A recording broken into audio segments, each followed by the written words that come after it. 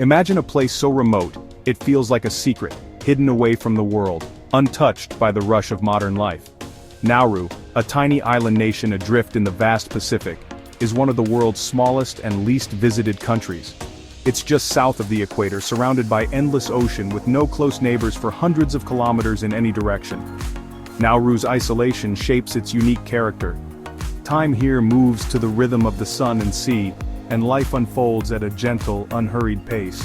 Getting to Nauru is a journey in itself, few flights, long distances, and a sense of adventure that begins before you even land. From the air, the island is a green and white jewel in the blue, just 21 square kilometers. So small you can see the whole country at a glance. You can circle the entire country by car in under half an hour, passing beaches, villages, and the ever-present ocean. But don't be fooled by its size. Nauru's story is one of dramatic highs and lows, of fortunes made and lost, and a landscape forever changed. The first thing you notice is the warmth. Not just the tropical air, but the genuine welcome from its people who greet strangers like old friends. In a place with so few visitors, your arrival is an event, and you're quickly swept up in the island's close-knit community. Community is the fabric of life here, a rare sense of connection and belonging that's been lost in so many other places. The air is thick with salt and flowers, the sounds of waves and laughter drifting through the warm breeze, creating a sense of peace. Nauru is a place of contrasts, stunning Pacific beauty alongside scars of a difficult past where lush beaches meet the stark remains of phosphate mining. This island's story is one of resilience. A community holding on to its identity against all odds, finding hope and strength in each other. It's a story worth hearing, and one that lingers long after you leave this tiny speck in the Pacific. Nauru is the world's least visited country, an island that remains a mystery to most of the world. Only a few hundred tourists make the journey here each year, making arrivals a rare event. Its remoteness is the main reason. Nauru sits alone in the vast Pacific, far from any major travel routes. You have to truly want to come here. There's little tourist infrastructure, no big hotels, no tour buses, no souvenir shops. The island feels untouched by the usual rhythms of global tourism. For some, that's a drawback, a sign of isolation and inconvenience. For others, it's the island's greatest appeal, a place where solitude is easy to find. Here you experience authenticity, no polished veneer, just real life unfolding at its own pace. Even getting a visa can be a challenge, with paperwork and waiting that test your patience. This filters visitors to only the most curious and determined. Your presence is noticed. You're not just another face, but a guest, welcomed into a close-knit community. This isolation has preserved a strong sense of community.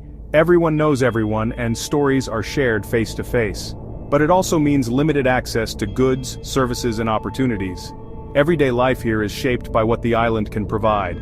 Nauru balances preserving its way of life with the need for connection to the outside world, relying on occasional shipments and digital links. For travelers, it's a rare chance to disconnect from the noise of modern life and reconnect with something fundamental: peace, simplicity, and a slower pace. Nauru has forged its own path, quietly existing on the edge of the world, shaped by both isolation and resilience. Here, you can truly see what it means to live apart and perhaps discover a new perspective on what it means to belong.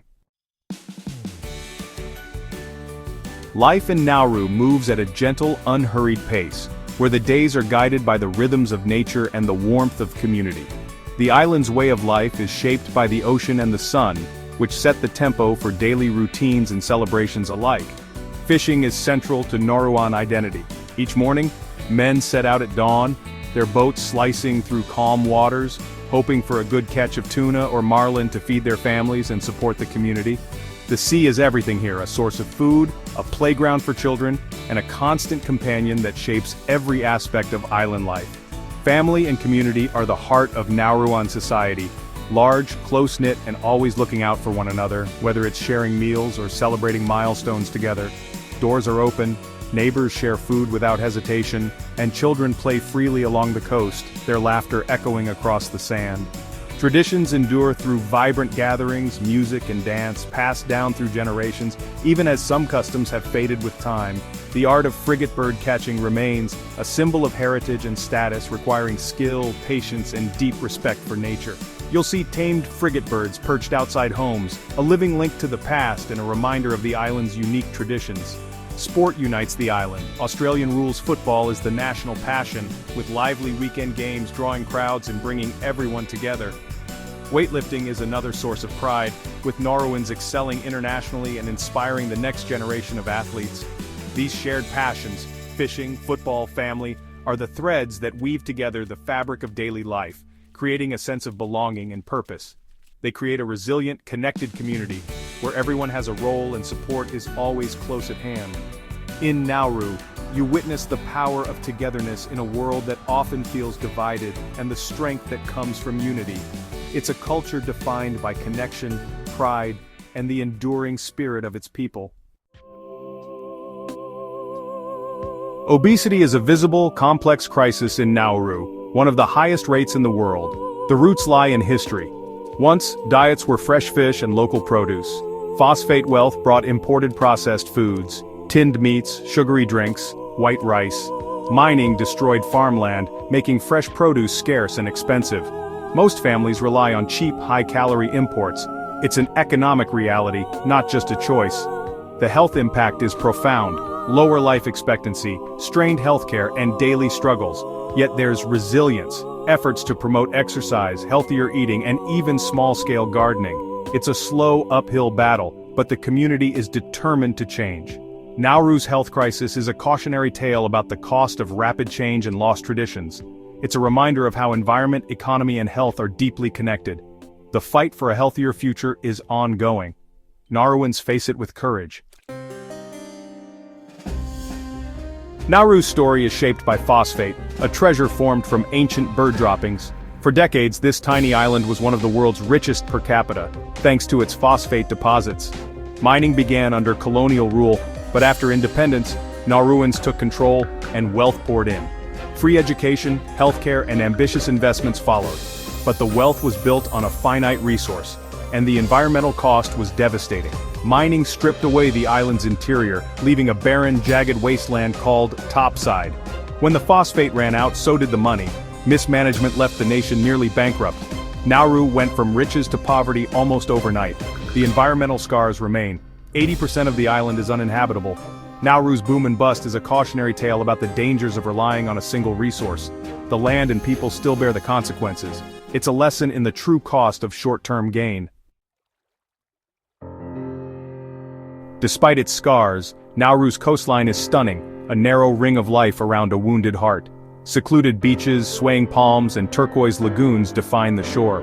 Anibare Bay is a highlight, with calm waters perfect for swimming and snorkeling.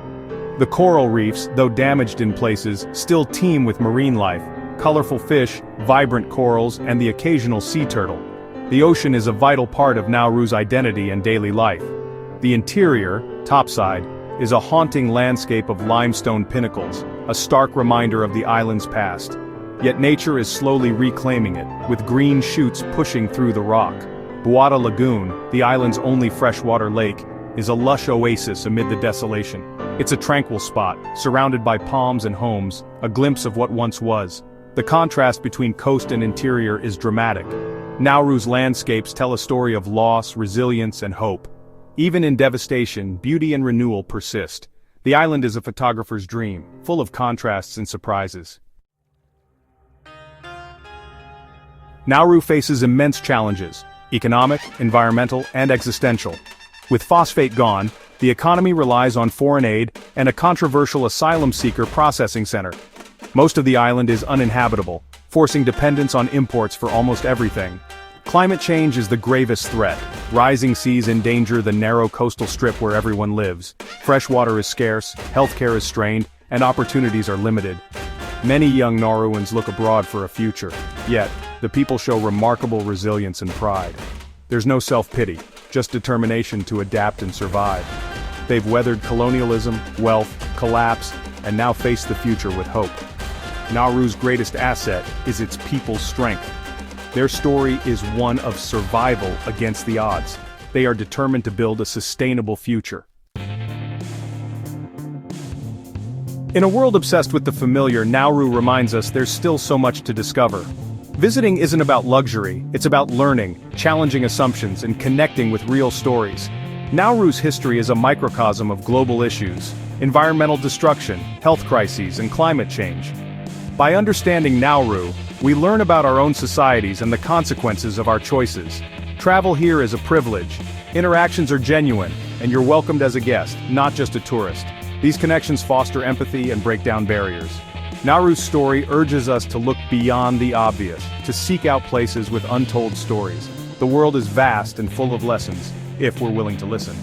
Nauru's strength and resilience deserve to be heard. It's a place that challenges, inspires, and changes you. We just need to be curious. My time in Nauru left a lasting impression. This island gets under your skin. You leave with more than photos. You carry the stories of its people. The children playing football, fishermen at dawn, families gathering at sunset. These moments stay with you. If you visit, go with an open heart and mind, listen, learn, and share. Even if you never set foot on Nauru, you can connect by learning about its history and challenges. Support organizations helping small island nations and advocate for climate action. Our awareness can be a powerful bridge across oceans. Nauru is more than a dot on the map. It's a home, a community, a testament to resilience. Let their story remind us to tread lightly, value connection, and stay curious. The people of Nauru face their challenges with grace and strength. Their story matters. Keep them in your thoughts. Thank you for listening.